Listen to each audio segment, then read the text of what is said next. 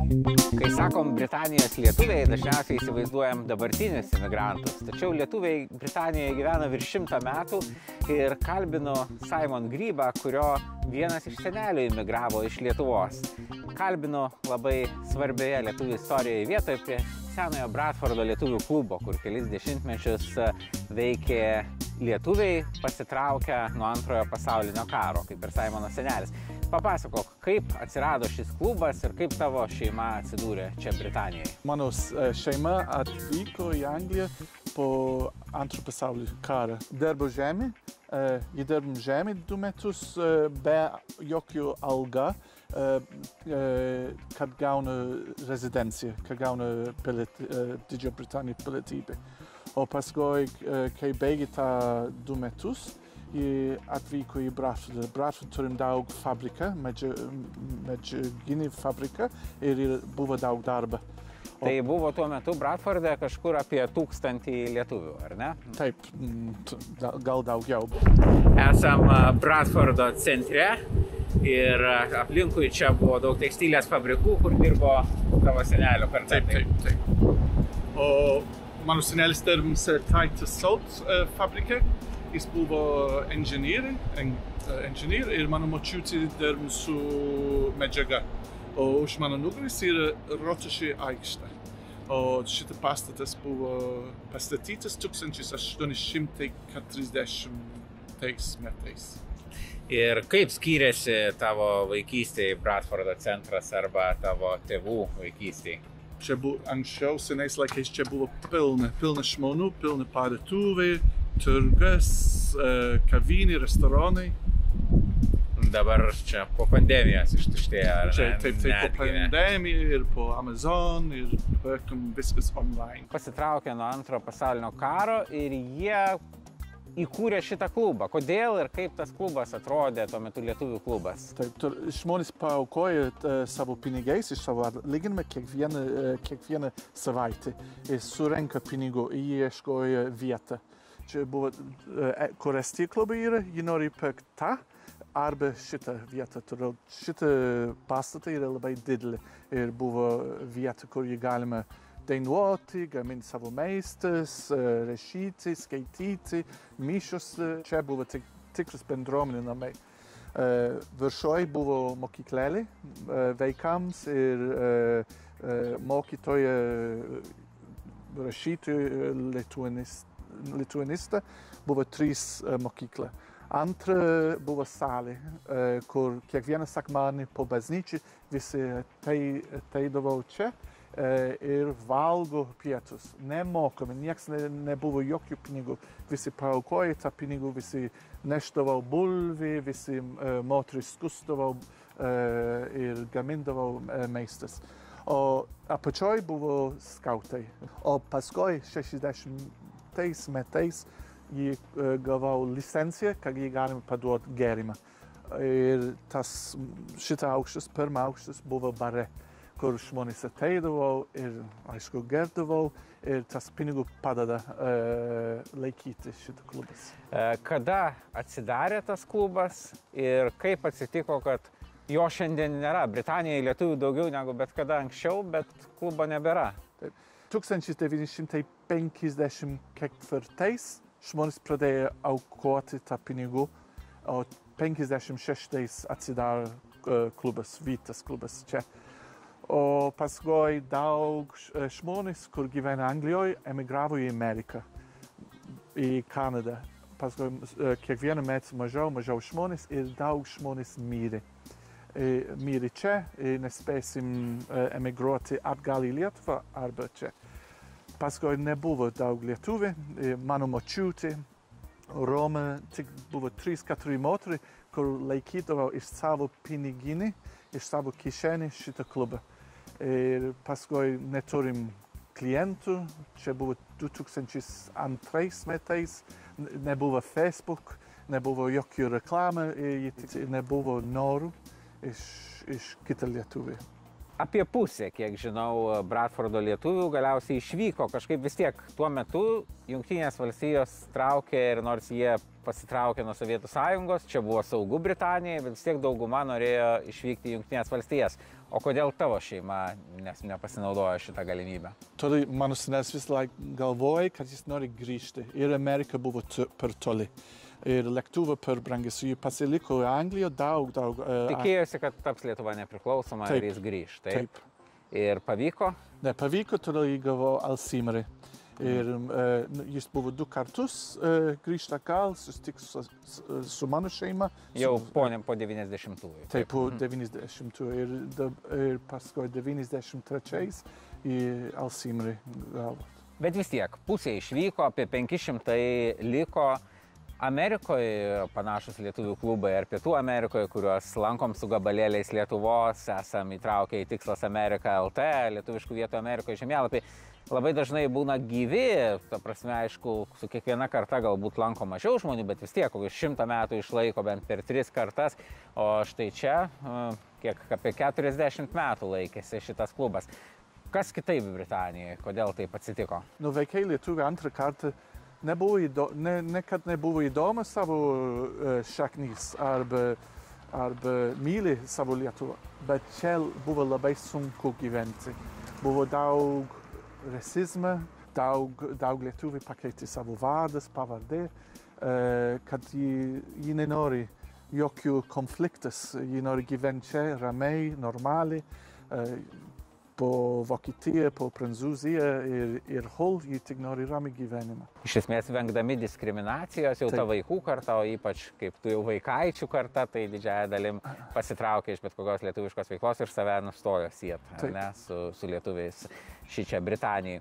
O kaip buvo su tais lietuviais, kurie atvyko, tai klubas dar veikia, kai Lietuva tapo nepriklausoma ir pradėjo vykti masiškai tūkstančiais lietuviai. Tai va koks buvo santykis, kadangi irgi Amerikoje yra tokių variantų, kad tie nauji imigrantai perėmė tuos senuosius lietuvių klubus. O kodėl čia taip neatsitiko?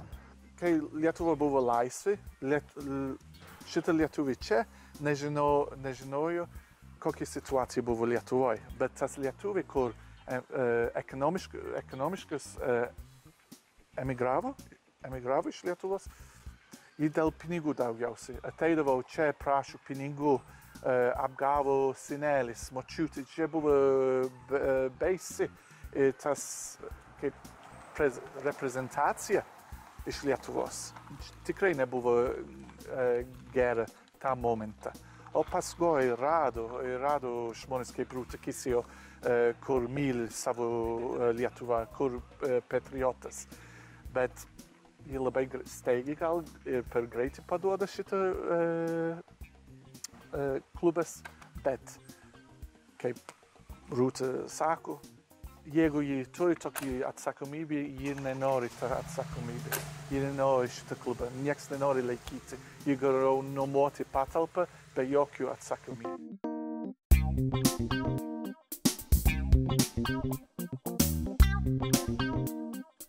Esam Simono namuose ir nustebau čia atradęs šitiek daug dalykų susijusių su Bradfordo lietuvių klubu ir taip pat senaisiais Bradfordo lietuviais. Kaip visą šitai atsidūrė čia pas tave ir kas čia yra? Kai mano senelis mirė, jis paliko man daug daiktus ir kai lietuvių bendruomenė nariai mirė irgi paliko man šitą fotos, laiškai ir knygą. Tai miršta narys ir jums palieka palikimo ar atveža jo vaikai? Taip. Kartais paliko man testamentas. Testamentu ir kartais vaikai atveža man, todėl nebuvo įdomu. O kas yra čia, toks įspūdingas sektuvas su Bradfordo lietuvių klubu, čia kažkoks oficialus buvo klubo sektuvas? Tai vis oficialiai nuotrauka buvo čia ir dokumentai.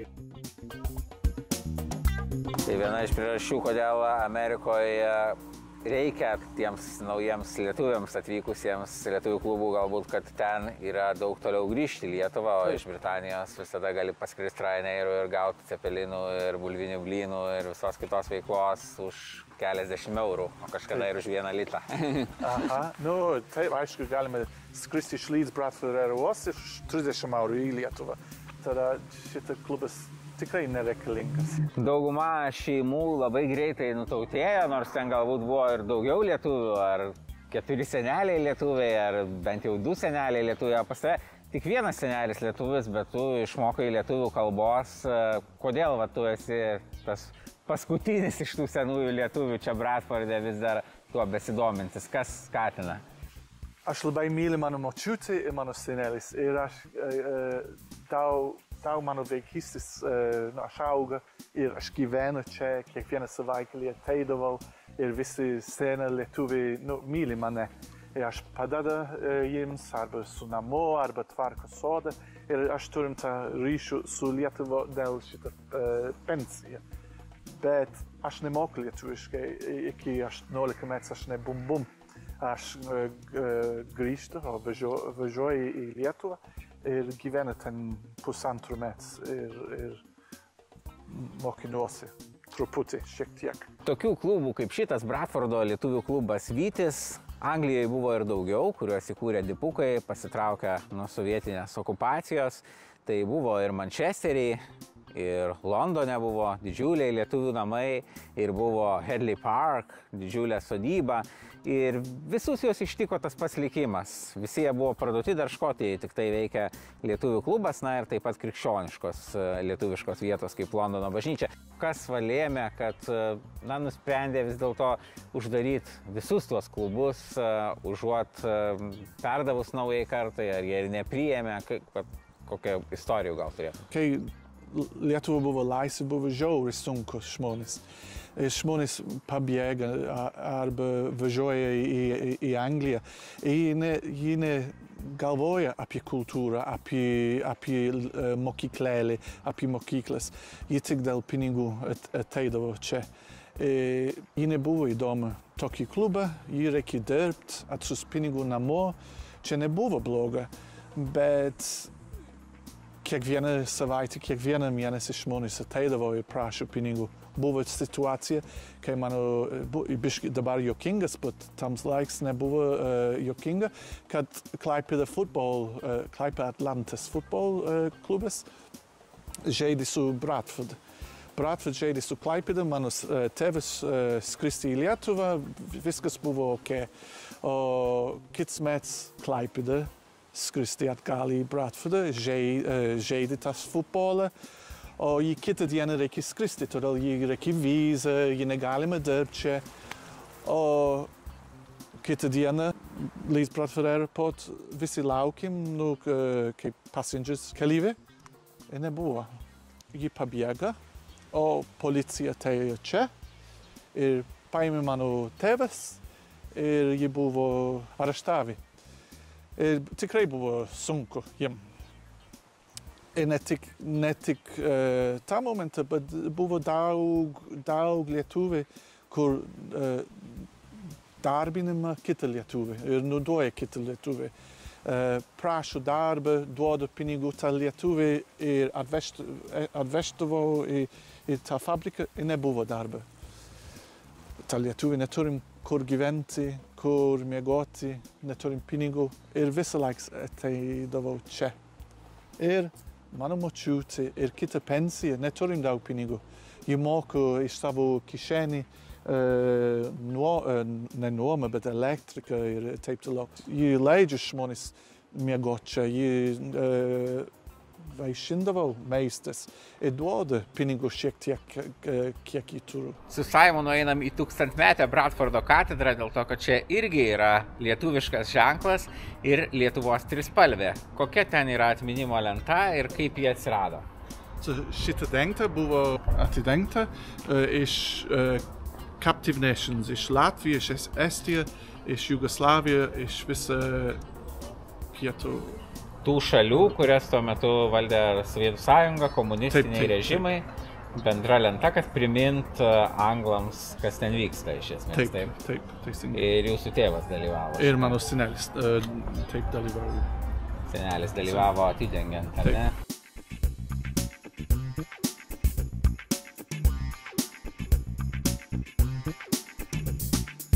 Nusivylimas toks, gal vis tiek visą laiką mylėjo Lietuvą visą tą laiką ir staiga užplūsta tas toks elementas kaip ir nusikaltėlių kažkiek, ar kaip ar nusivylė Lietuvą, ar suprato, kad čia kaip sovietai tokią Lietuvą padarė, koks buvo požiūris? Taip, požiūris, kad neliko daug lietuvių tam momente 2002, kai paduoda, nebuvo keli. Jie neturi energiją, jie biškai liūdina, truputį liūdina, jie matė tokie lietuviai ateina, bet man liūdina daugiausiai. Todėl jeigu dar kelis metus šitą klubą veikia, ten Rūta Kisijo ir Leeds bendruomenė, čia būtų faina, čia būtų tobulė, todėl dabar yra stipresnis bendruomenė. Simboliškai baigiam Bradfordo kapinėse. Bradfordas vienas tų kelių Jungtinės karalystės miestų, kur dipukų pasitraukusių nuo sovietų okupacijos buvo daugiausiai. Tai Bradfordo kapinėse vaikščiojom ir vis matom lietuvių kapus. Kai kuriuose kapinėse lietuviai išsipirko net atskiras zonas, Mančesterį, Londone, kad būtų pasilaidoję kartu su kitais lietuviais. Čia tokios bendros zonos nėra, bet lietuvių kapų yra tikrai daug. Tačiau jie buvo šiek tiek apleisti vienu metu, kadangi jų vaikai, anūkai išsikėlė į Kanadą, į Ameriką. Taip. Bet va čia ir yra ta vieta, kur daug padėjo nauji lietuviai imigrantai. Taip. Kaip atsitiko, kad jie pradėjo tvarkyti kapus, ką jie darė? Agnė Ručinskaitė, Rūta Kisijo ir mano dėdė Mitsuta. Mes ieškom kapus, pradėjo rašyti, kas kur, ar apleistas, ar kiek darba reikia. O po to mes kalbėjom su Leeds bendruomenė ir pirmininkė Rūta Kisijo, kad ar mokyklėlį galime tai čia, kiekvieną lapkričio pirmą ir švakutį išsidegti. O paskui kalbėjau su tėvai ir Leeds bendruomenė narių, ar galime kiekvieną sekmadienį spalio mėnesį tai čia ir tvarkysim, darysim daugiau darbą. Ir mes turim tokį tradiciją dabar su naujais lietuviais, su žmonės kaip aš, ir labai faina. Matau, iš tikrųjų labai žavu, kad ant kiekvieno kapo, kur palaidotas lietuvis, užkabinta tokia trispalvė simbolinė. Ypač žavinga dėl to, kad ant dažno tų kapų yra užrašai, kaip mylim tėvynę iš tolo, tėvynė liko taip toli. Tai kartai tėvynė visada išliko Lietuva, nors jie tapo piliečiais, galbūt kai kurie ar ne Jungtinės karalystės, tačiau jie visada matė tėvynę Lietuvą, tai matyt, kad jiems tikrai dabar būtų labai džiugu, kad jeigu jie žinotų, kad kiti lietuviai ateina ant jų kapų, užkabina tas trispalves. Labai svarbus momentas, aišku, surinkti tą informaciją, kur yra tie kapai, ar ne, tai tikrai užtruko. Ir mes su gabalėliais Lietuvos ne tiek žiūrim atskirų kapų, bet tų didesnių lietuviškų vietų, kaip, pavyzdžiui, lietuvių kapinės, lietuvių klubai, apie kuriuos irgi dažnai nėra informacijos. Ir kaip minėjot, gal ir Bradfordo lietuvių klubas būtų išlikęs, jeigu ta informacija būtų prieinama ir tuo metu, kaip dabar Facebook'o ir kitais kanalais. Tai gabalėliai Lietuvos LT bandom surinkti į vieną vietą visą informaciją. Jau yra informacija apie 1000 ir daugiau lietuviškų vietų visam pasaulyje. Atsidarykit, jeigu esat išvykęs iš Lietuvos, pažiūrėkit, kas yra jūsų mieste, kas yra jūsų šalyje. Jeigu ruošiatės kažkur keliauti, tai labai dažnai užsienio lietuviai tikrai apsidžiaugia, susitikę su lietuviais iš Lietuvos, ypač tie senieji palikuonys, vaikai, anūkai, atras tą ryšį iš naujo, tai kviečiu pasižiūrėti gabalėlį Lietuvos LT svetainiai. Jeigu tokie video atrodo vertingi, prenumeruokit šitą YouTube kanalą. Iš visos Europos gabalėliuose Lietuvos bus daug tokių interviu, pasakojančių apie vis kitokią ir kitokią patirtį senųjų, naujųjų lietuvių ir lietuviško paveldo visoje Europoje.